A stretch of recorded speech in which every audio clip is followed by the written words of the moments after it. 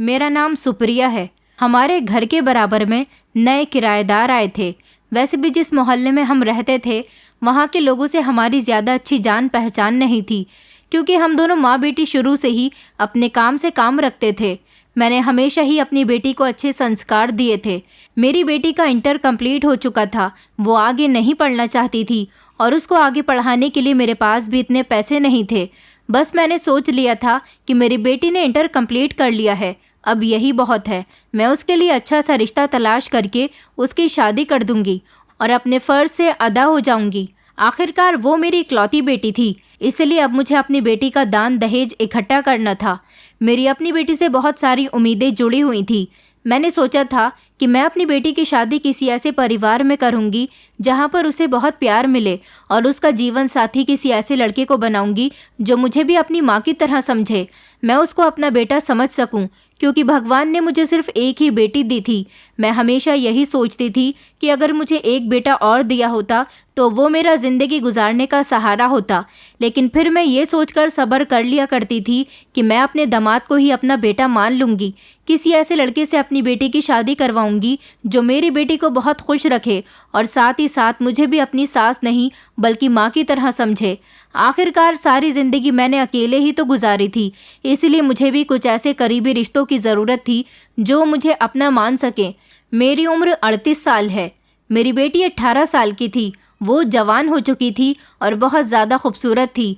मैंने अपनी बेटी को हमेशा अच्छे संस्कार दिए थे।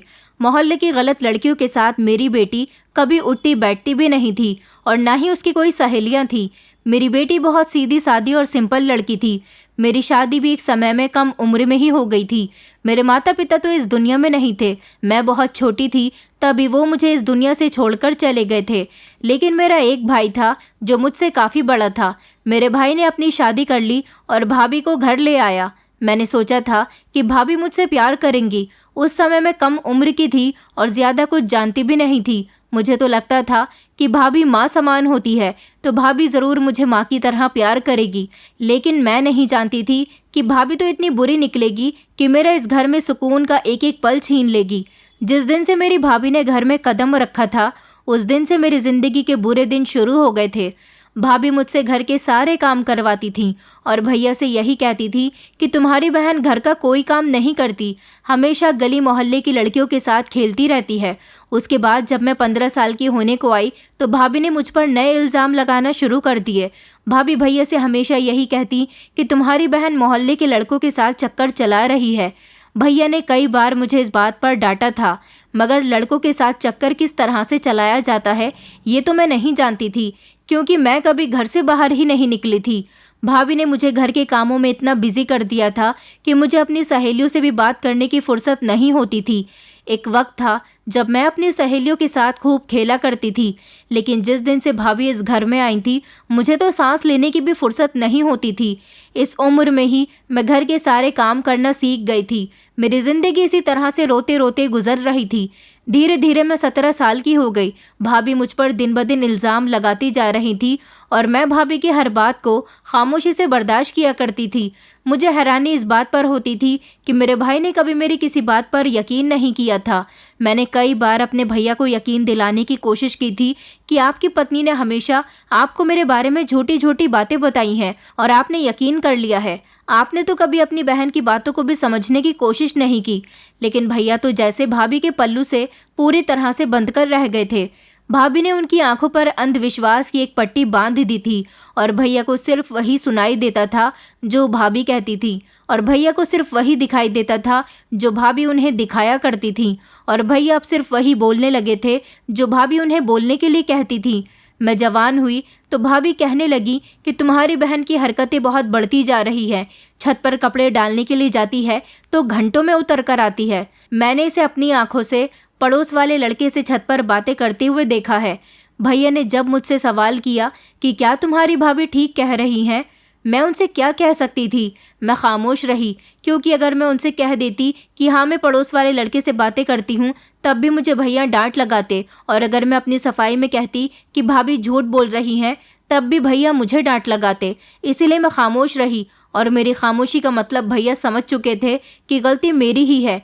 भैया ने मेरे लिए जल्दबाजी का रिश्ता तलाश करना शुरू कर दिया। वो चाहते थे कि जैसे तैसे उनकी बहन की शादी हो जाए और वो इस घर से निकल जाए, क्योंकि भैया को लगने लगा था कि उनकी बहन अब उनके लिए बोझ बनती जा रही है।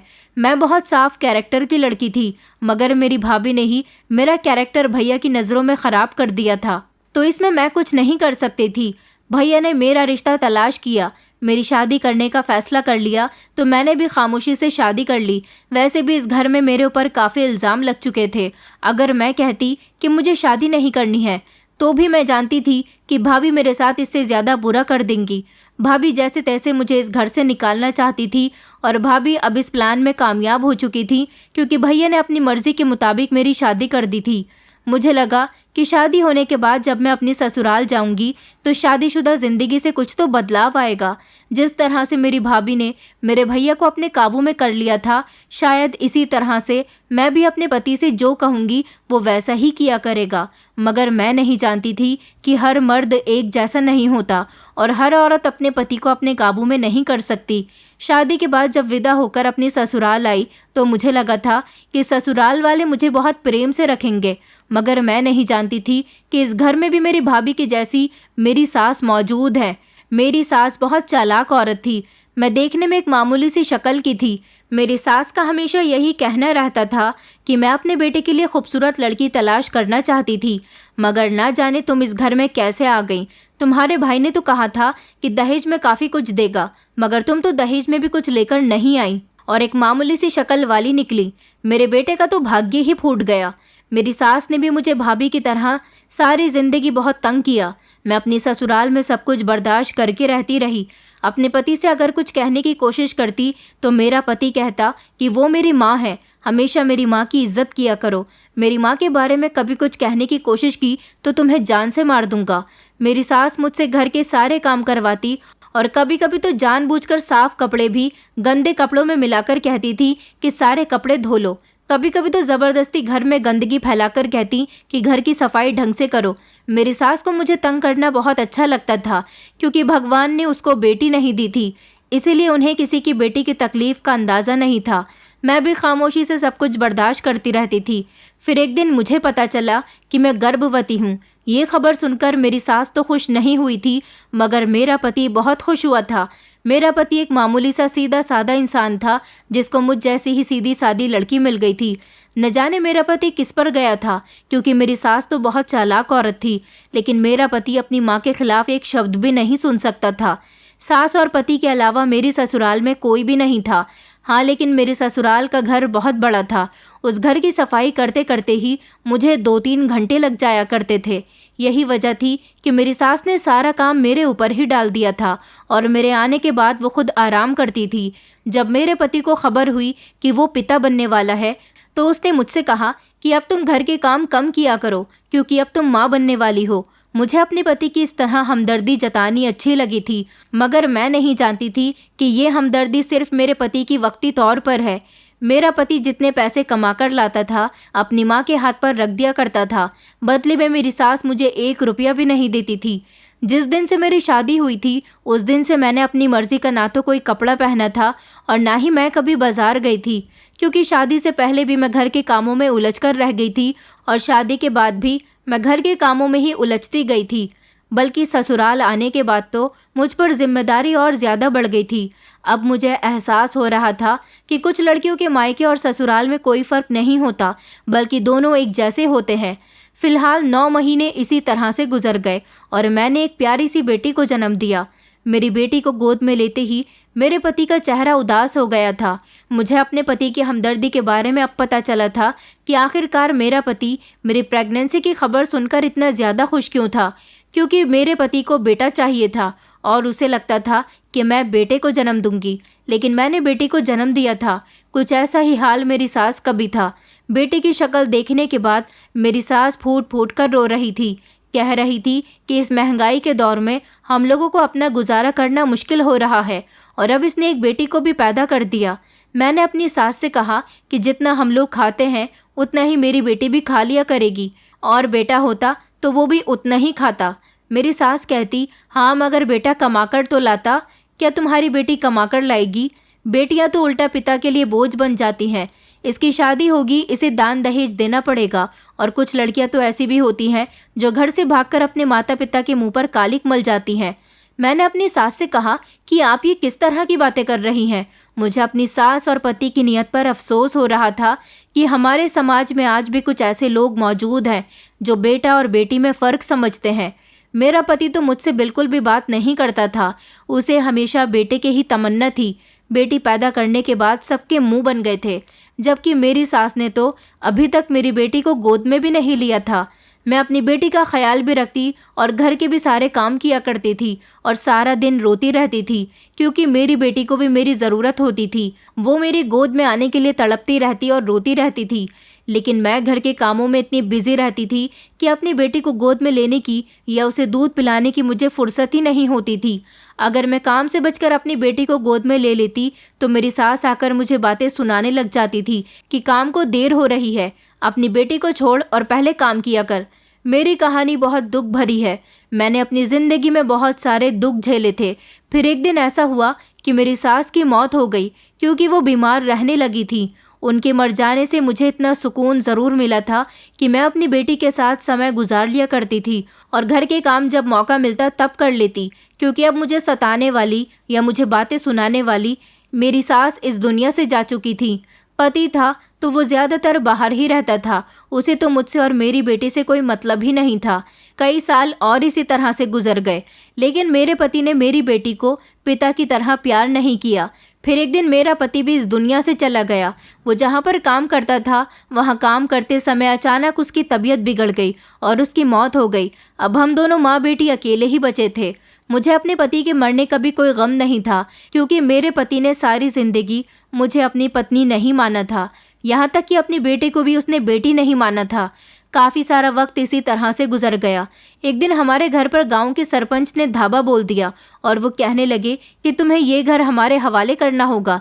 मैंने सरपंच से कहा कि ये घर मेरा है, मेरे पति का है। अब इस घर में मैं और मेरी बेटी रहेंगे। सरपंच कहने लगा कि हम तुम पर कोई जुल्म नहीं करना चाहते। दरअसल जीते जी तुम्हारे पति ने हमसे काफ़ी सारा कर्जा लिया था और वो उसमें से अभी आधा भी नहीं चुका पाया था। हमने यही सोचा कि तुम एक औरत हो, हमें तुमसे क्या पैसे मांगने चाहिए, लेकिन फिर ख्याल आया कि तुम्हारा घर तो काफ़ी बड़ा है। अगर तुम चाहो तो हमारा कर्जा इस घर को बेचकर पूरा कर सकती हो। मेरी कुछ समझ नहीं आ रहा था कि मैं क्या करूं। गांव के सरपंच एक अच्छे इंसान थे, मगर इस समय तो मुझे वो भी बहुत बुरे लग रहे थे, क्योंकि वो मेरा घर मुझसे छीनने की बात कर रहे थे। हम दोनों माँ बेटी के सर से अगर छत छिन जाती तो हम दोनों कहाँ जाते। अभी मेरी बेटी सिर्फ 8 साल की थी। मैं उसे लेकर कहाँ जाती। मेरा इस दुनिया में अपना कोई भी नहीं था।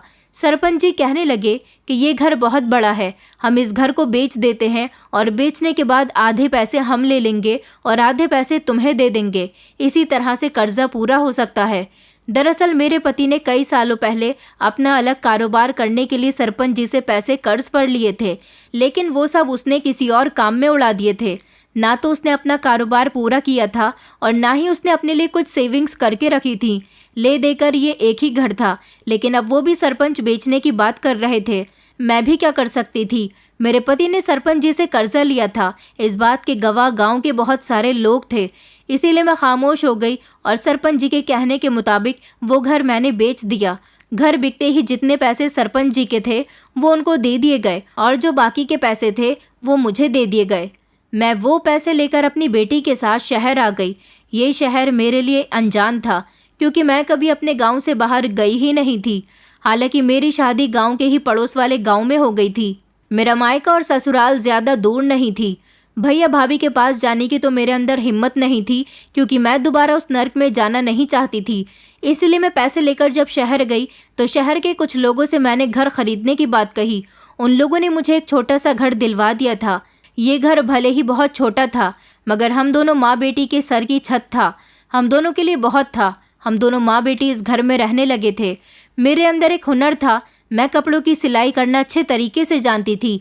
नए घर में आने के बाद मैंने अपनी और अपनी बेटी का पेट इसी तरह से पाला था। गांव में रहते हुए तो मेरी बेटी सरकारी स्कूल में पढ़ने जाया करती थी। यहाँ शहर में आने के बाद मैंने अपनी बेटी का एडमिशन प्राइवेट स्कूल में करवाया था। मैं ही अपनी बेटी की माँ थी और मैं ही उसका पिता थी। मैं नहीं चाहती थी कि जिस तरह से मैंने माता पिता के बिना परेशानी भरी जिंदगी गुजारी है, इसी तरह से मेरी बेटी भी गुजारे। इसीलिए मैं अपनी बेटी को पढ़ा लिखा कर उसकी शादी किसी अच्छे परिवार में कर देना चाहती थी। जिंदगी के सारे कठिन दिन जैसे तैसे हम दोनों माँ बेटी ने गुजार लिए थे। इस मोहल्ले में हमें आए हुए पूरे 10 साल हो गए थे, मगर हम ज़्यादा किसी को जानते नहीं थे।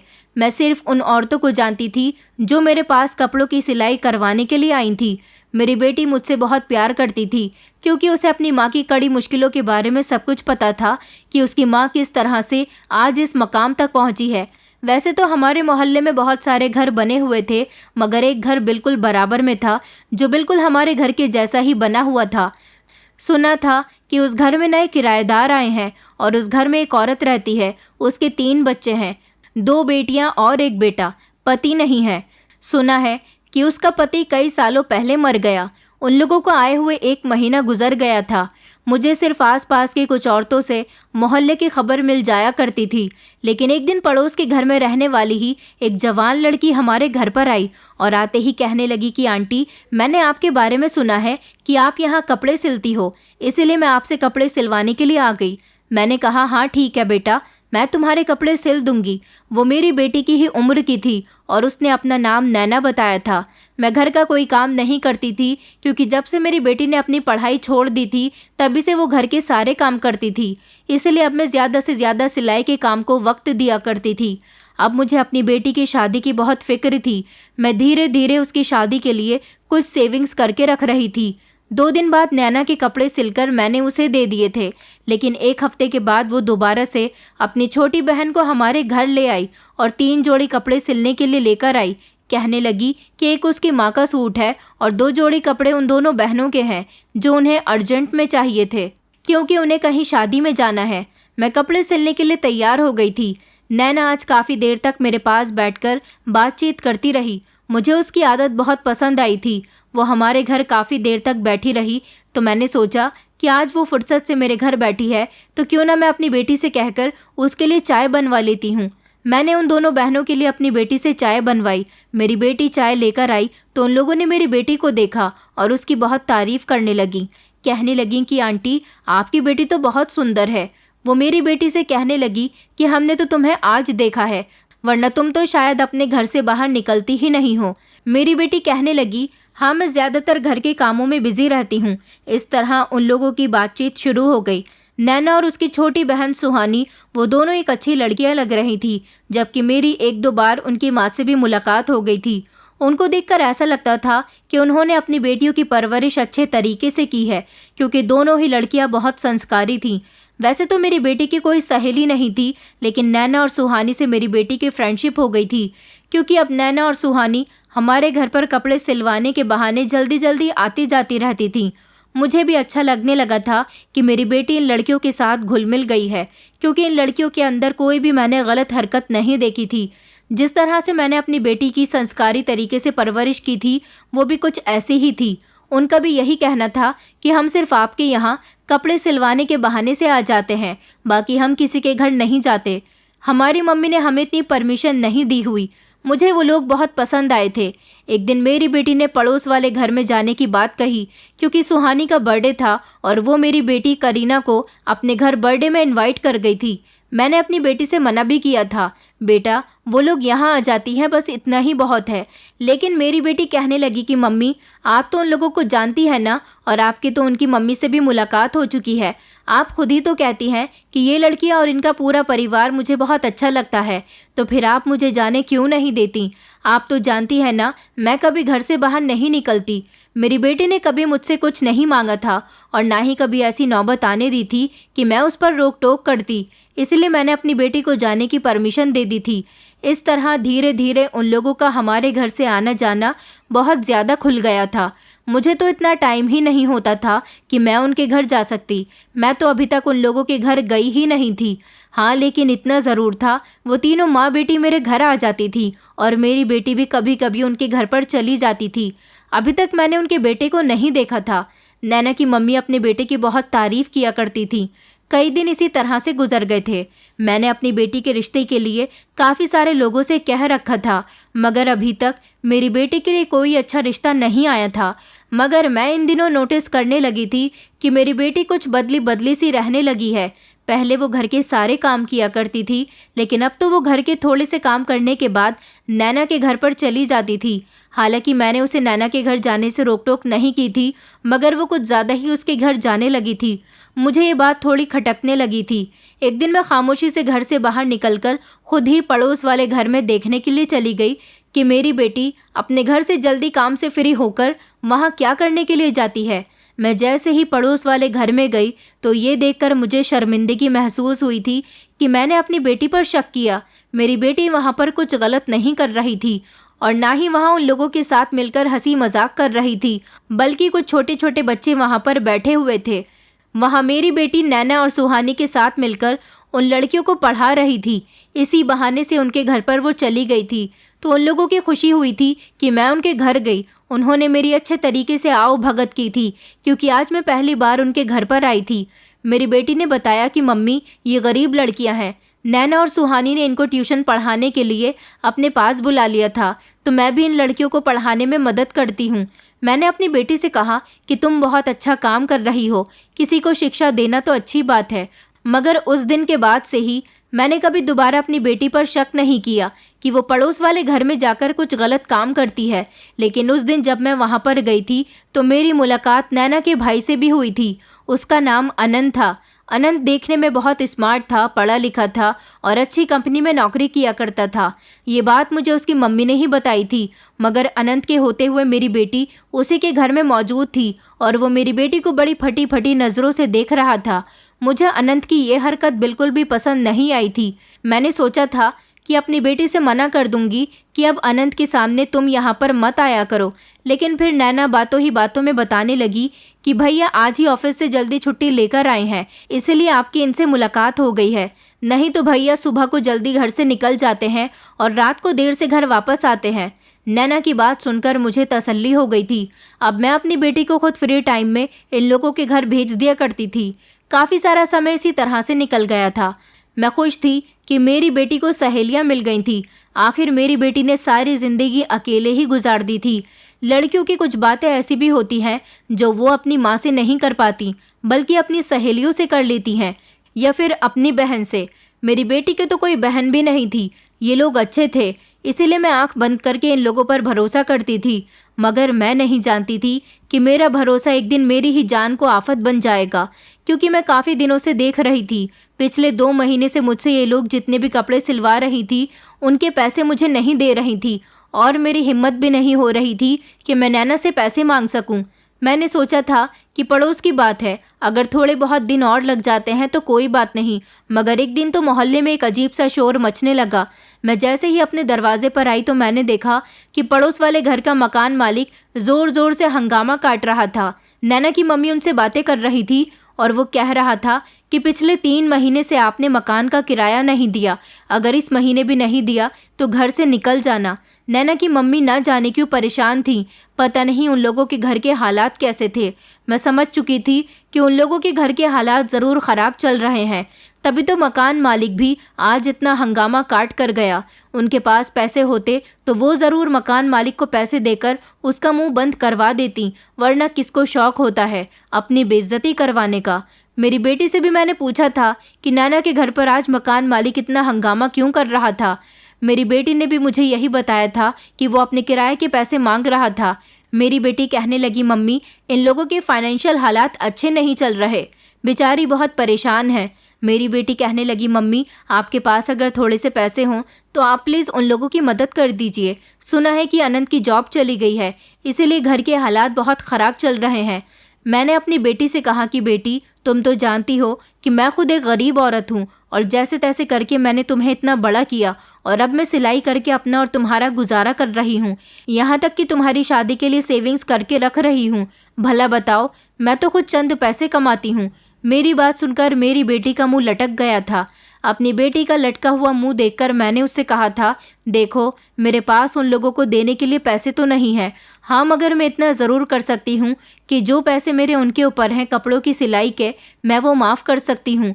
मेरी बात सुनकर मेरी बेटी कहने लगी, मम्मी आप बहुत अच्छी हो, मैं आपको अच्छी तरह से जानती हूँ। आपके पास अगर पैसे होते तो आप उनकी ज़रूर मदद करती। ये कहकर मेरी बेटी ने मुझे गले से लगा लिया था। मैं अपनी बेटी से कहने लगी कि बस मुझे तो अब किसी तरह तुम्हारी शादी करके तुम्हें तुम्हारी ससुराल का कर दूं, फिर अपना गुजारा तो मैं कैसे भी करके कर ही लूँगी। कई दिन इसी तरह से गुजर गए थे, लेकिन नैना के घर के हालात बहुत ज़्यादा ख़राब हो गए थे। मकान मालिक ने उनसे मकान खाली करने के लिए भी कह दिया था। मैं भी उन लोगों की तरफ से बहुत परेशान थी, लेकिन मैं देख रही थी कि इन दिनों मेरी बेटी मुझे बहुत खुश नज़र आ रही थी, मगर मैं अपनी बेटी की खुशी की वजह नहीं जानती थी। मैं नहीं जानती थी कि उसके होठों पर आने वाली खुशी मेरे लिए कितनी बड़ी मुसीबत बनने वाली है, क्योंकि हम दोनों माँ बेटी एक बिस्तर पर ही सोया करते थे और उस रात भी एक दूसरे के बराबर में लेटे हुए सो रहे थे। आधी रात के समय जब मेरी आँख खुली तो मैंने देखा कि मेरी बेटी बिस्तर से गायब थी। मैं अचानक घबरा गई। मुझे लगा मेरी बेटी वॉशरूम गई होगी, लेकिन जब काफ़ी देर तक मेरी बेटी नहीं आई तो मैं बहुत ज़्यादा घबरा गई और मैंने अपनी बेटी को घर में तलाश करना शुरू कर दिया। मेरी बेटी कहीं पर भी नहीं थी। मैंने जल्दी से अपने सर पर पल्लू किया और मैं पड़ोस वाले घर में अपनी बेटी को ढूंढने के लिए चली गई। वहां जाकर देखा और उन लोगों को बताया कि मेरी बेटी घर में मौजूद नहीं है, क्या आपके यहाँ पर आई है? तो वो लोग भी परेशान हो गई और कहने लगी कि नहीं, करीना हमारे घर पर नहीं आई। मैं बहुत परेशान हो गई थी। मेरी आंखों से आंसू निकल रहे थे कि मेरी बेटी कहाँ पर चली गई। मगर हैरानी वाली बात ये थी कि मेरी बेटी घर के दरवाजे से तो घर से बाहर नहीं निकली थी। मेरे कुछ समझ नहीं आ रहा था कि मैं क्या करूं। अनंत ने मुझे परेशान होता हुआ देखा तो वो कहने लगा कि आंटी क्या हो गया है। मैंने उसको पूरी बात बताई तो अनंत कहने लगा, आंटी आपको सुबह होने का इंतज़ार करना होगा।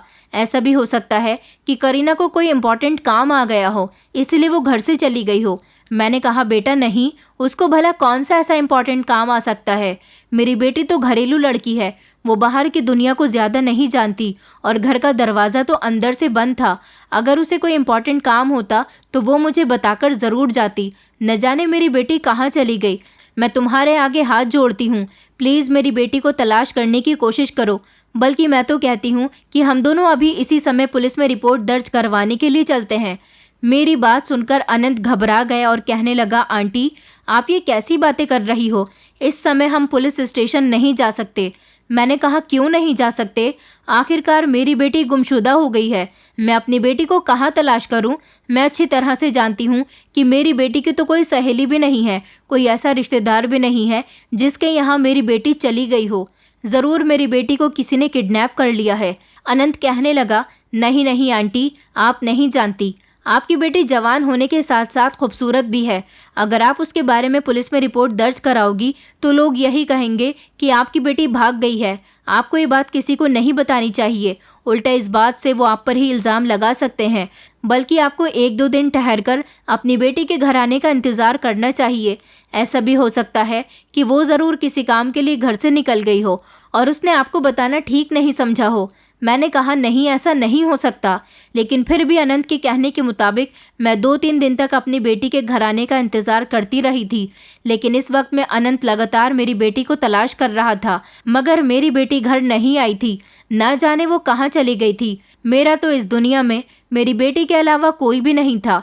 मेरा रो रो कर बुरा हाल हो गया था कि अगर मेरी बेटी मुझे नहीं मिली तो ना जाने मेरा क्या होगा, मैं किसके सहारे अपनी ज़िंदगी गुजारूंगी। नैना के परिवार वाले भी मुझे संभाल रहे थे। मुझे नहीं पता था कि अचानक बैठे बैठे मुझ पर इतनी बड़ी मुसीबत आ जाएगी। रोते रोते मेरा बुरा हाल हो गया था।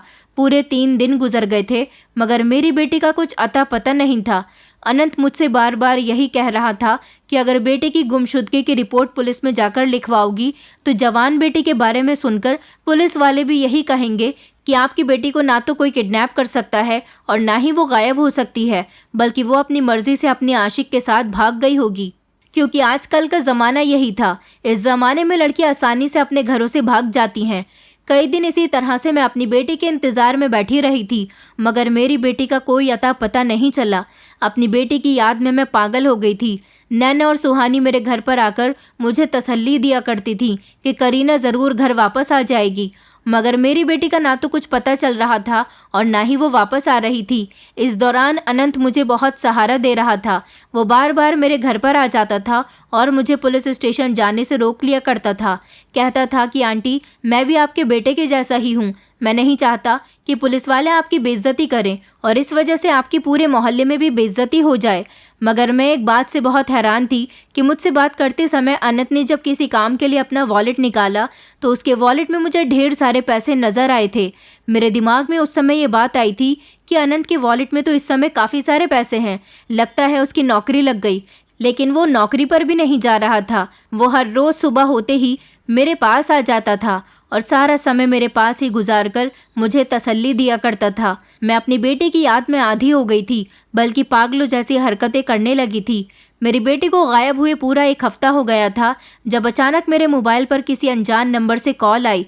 मुझे लगा कि मेरे किसी कस्टमर की कॉल होगी, क्योंकि ज़्यादातर मेरे मोबाइल पर मेरे कस्टमर्स की ही कॉल आती थी।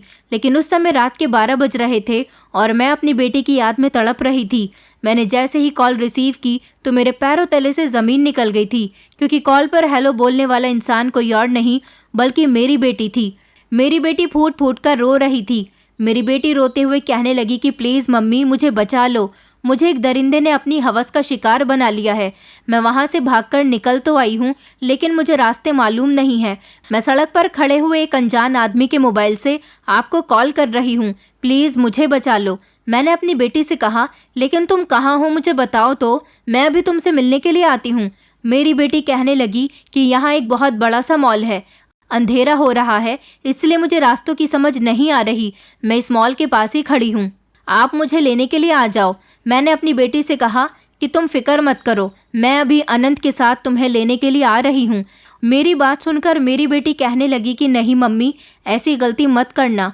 अनंत को गलती से भी इस बारे में मत बताना। आप खुद अकेले मुझे लेने के लिए आ जाओ। मैंने रोते हुए अपनी बेटी से कहा, लेकिन मुझे बताओ तो सही, तुम्हारे साथ ये सब कुछ किसने किया? मेरी बेटी कहने लगी कि ये सब बताने का अभी मेरे पास टाइम नहीं है, आप जल्दी से मुझे लेने के लिए आ जाओ, फिर मैं आपको सब कुछ बताती हूँ। अपनी बेटी के कहने के मुताबिक मैं खामोशी से रात के अंधेरे में बिना किसी को बताए ही घर से निकल गई थी।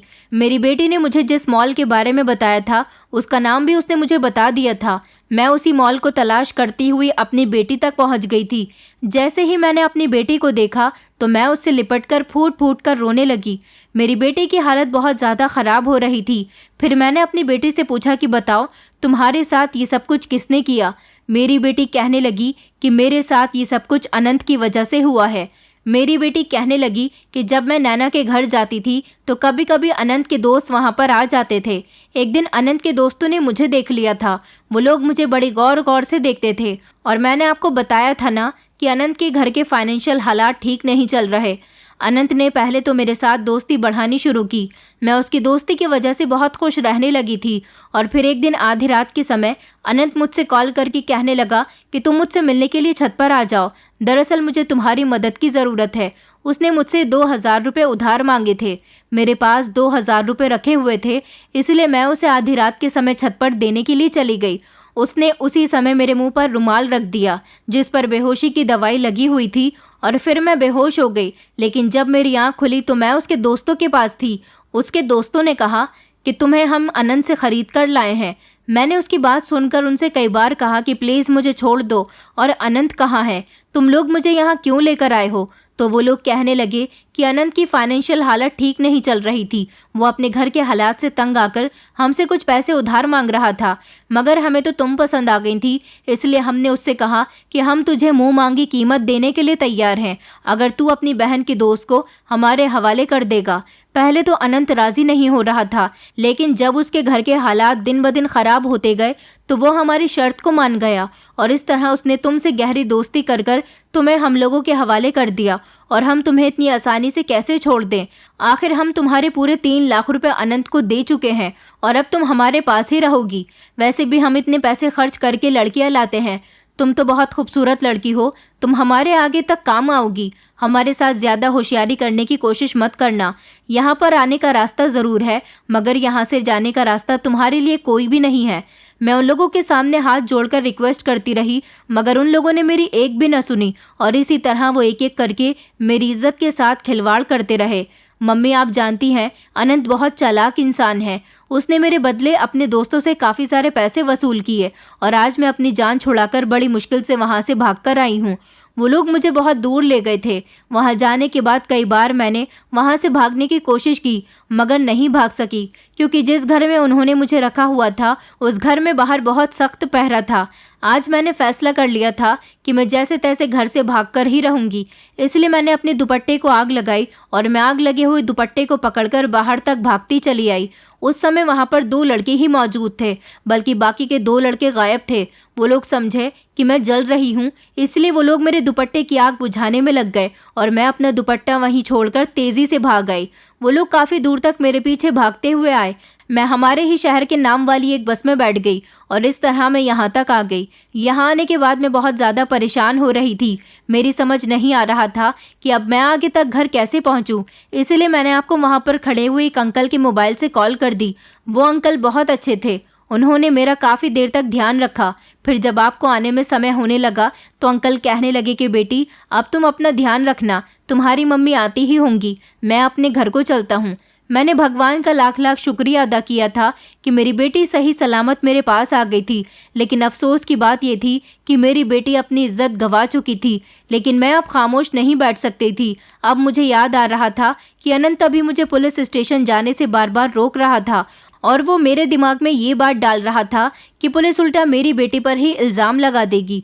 अब मुझे उसकी चालाकी समझ आई थी। यही वजह थी कि उसके पर्स में उस दिन ढेर सारे पैसे थे। मैंने फैसला कर लिया था कि मैं अभी और इसी समय अपनी बेटी को पुलिस स्टेशन लेकर जाऊंगी, क्योंकि मैंने भी पहले काफ़ी सारे जुल्म खामोशी से बर्दाश्त किए थे। मैं नहीं चाहती थी कि मेरी बेटी भी ये सब कुछ खामोशी से बर्दाश्त करे। मैं चाहती थी कि मेरी बेटी के आरोपियों को भी सज़ा मिलनी चाहिए। इसलिए मैं अपनी बेटी को पुलिस स्टेशन लेकर चली गई। वहाँ जाकर मेरी बेटी ने पुलिस को सारे बयान दिए। पुलिस वालों ने मेरी बेटी का मेडिकल चेकअप करवाया। मेडिकल रिपोर्ट से साफ पता चल गया था कि मेरी बेटी के साथ गलत काम हुआ है। इसलिए पुलिस वालों ने उन चारों लड़कों को अरेस्ट कर लिया और साथ ही साथ अनंत को भी अरेस्ट कर लिया था, क्योंकि इस सब में उसका ही हाथ था। कभी कभी हमें अनजान लोगों को इतना अपना नहीं बना लेना चाहिए कि हम ये भी भूल जाएं कि हमारा इनसे कोई रिश्ता नहीं है। अनंत के परिवार वालों से मेरा कुछ ऐसा ही रिश्ता हो गया था और उसने इसी भरोसे और रिश्ते का फ़ायदा उठाते हुए मेरी बेटी को अपने दोस्तों के हाथों बेच दिया था और फिर मैं भी उसकी बातों में आ गई थी। मुझे ऐसा लगता था कि वो मुझे तसल्ली दे रहा है, मगर वो मुझे तसल्ली नहीं दे रहा था, बल्कि मुझे पुलिस स्टेशन जाने से या कोई ऐसा कदम उठाने से रोक रहा था जिससे उसकी गलती और उसके दोस्तों की गलती मेरी आंखों के सामने आ जाए। वो तो अच्छा था कि मेरी बेटी वहाँ से भाग निकली थी और मेरी बेटी ने मुझे फ़ोन करके सब कुछ बता दिया था, वरना मैं सारी ज़िंदगी अपनी बेटी को तलाश करती रह जाती और वो दरिंदा मेरी बेटी को बेचकर उन पैसों पर अय्याशी करता रहता। अनंत की माँ और बहनों के सामने जब उसकी सच्चाई खुलकर आई तो वो लोग बहुत शर्मिंदा हुई थी। अनंत की मम्मी ने मुझसे अपने बेटे को छुड़वाने के लिए बहुत रिक्वेस्ट की थी, मगर मैं उनकी कोई बात नहीं सुनने वाली थी, क्योंकि मैंने उन लोगों पर बहुत भरोसा किया था।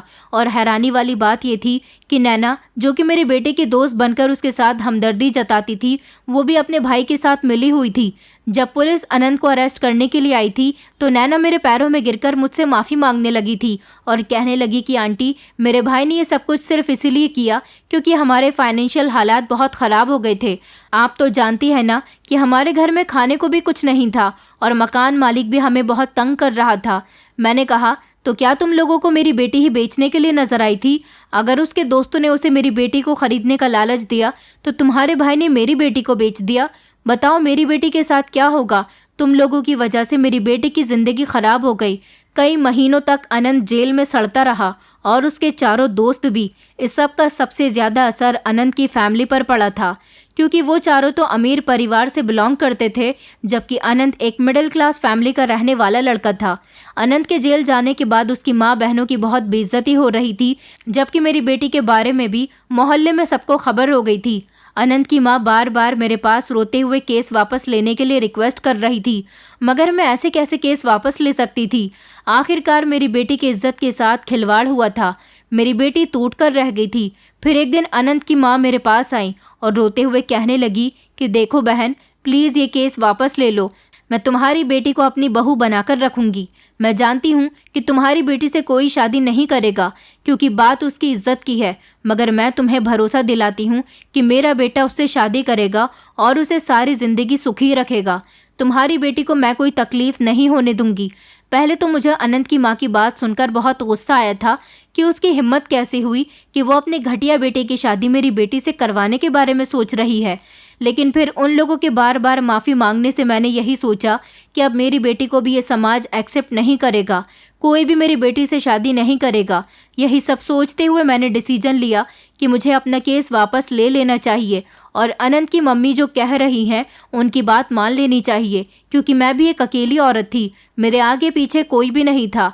आखिर मैं कब तक ये रुसवाई बर्दाश्त कर सकती थी। इसीलिए मेरी बेटी के बयान पर पुलिस ने अनंत को छोड़ दिया था, मगर उन चारों लड़कों को सज़ा हो गई थी। वो लोग हमारी बहुत एहसानमंद थी। मेरी बेटी को भी मैंने समझा दिया था और मेरी बेटी अनंत से शादी करने के लिए मान गई थी। फिर अनंत के जेल से आ जाने के बाद मैंने अनंत की शादी अपनी बेटी के साथ करवा दी। मेरी बेटी अब अनंत के साथ खुश रह रही है और अनंत ने अपनी भरपूर कोशिश से मेरी बेटी का दिल जीत लिया। मेरी बेटी ने उसे माफ़ कर दिया था। कहने को तो ये बहुत बड़ी गलती थी। मेरी बेटी की जगह कोई और लड़की होती तो वो भी अनंत को माफ़ नहीं करती, लेकिन हम दोनों माँ बेटी एक ऐसे समाज में रहने वाली औरतें थे जिनका एक दूसरे के अलावा कोई भी नहीं था और हम दोनों ही तकदीर के मारे हुए थे। इसलिए मेरी बेटी को ऐसे इंसान के साथ गुजारा करना पड़ा जिसको वो सारी ज़िंदगी माफ़ नहीं कर सकती थी, मगर फिर भी मेरी बेटी ने अपना दिल बड़ा किया। भगवान ने उसकी ज़िंदगी में इतनी खुशियाँ लिख दी कि अनंत ने उसे बहुत प्यार दिया और अपने प्यार की वजह से उसने अपने साथ होने वाले हादसे को अपने दिमाग से निकाल दिया। आज मेरी बेटी अनंत के साथ बहुत खुश रह रही है और अनंत उसे बहुत प्यार करता है। अपनी मेहनत के बलबूते से वो जिस घर में किराए पर रहता था उसने उस घर को अपनी मेहनत की कमाई से खरीद लिया और वो मुझे भी अपनी माँ की तरह समझता है। मगर आज भी जब मेरे दिल में वो हादसा याद आ जाता है तो मेरा दिल कांप उठता है। लेकिन मैं आप लोगों से यही कहना चाहूँगी कि हमेशा अनजान लोगों पर विश्वास करते समय उनकी पूरी जांच पड़ताल कर लेनी चाहिए और अपनी बेटियों को दूसरों के हवाले इतना न छोड़ें कि हमदर्दी के चक्कर में आप लोग उनकी बेवकूफ़ी का शिकार बन जाएं। दोस्तों, उम्मीद करती हूँ आपको हमारी कहानी पसंद आई होगी। कहानी पसंद आई है तो वीडियो को लाइक करें, चैनल पर नए हैं तो चैनल को सब्सक्राइब करें और हाँ, नोटिफिकेशन बेल को ज़रूर दबाएं ताकि अगली अपडेट सबसे पहले आपको मिले।